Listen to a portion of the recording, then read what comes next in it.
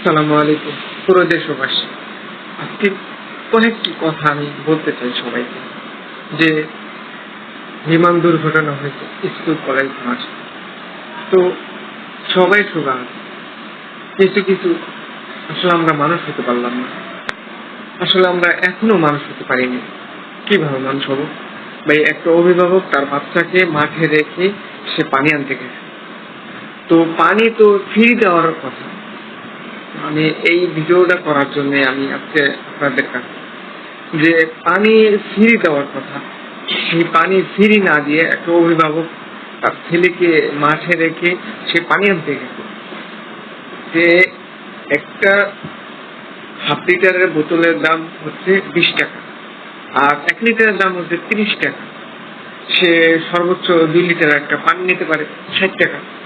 সে তার কাছ থেকে 2 লিটারের পানি চাইছে 670 টাকা। আসলে আমরা কি মানুষ? আসলে আমরা কি মানুষ হতে পারলাম? কারণ একটা মানুষ অসহায়, এখানে শত শত মানুষ।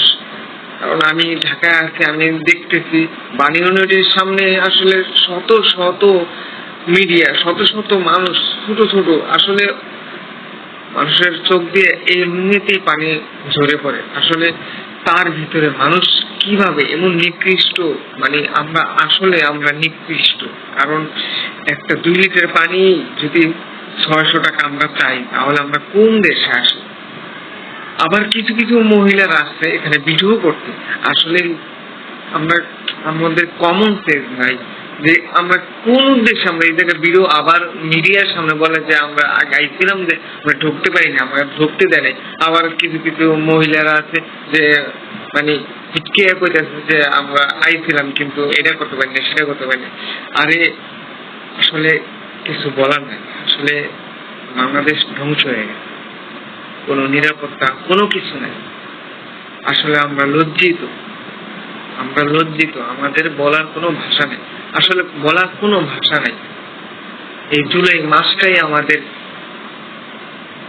শরীরের ভিতর কাঁপিয়ে দেয়।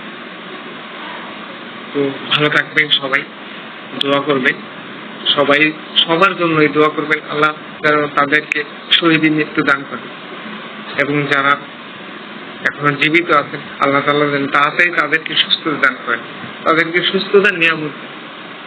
আমিন।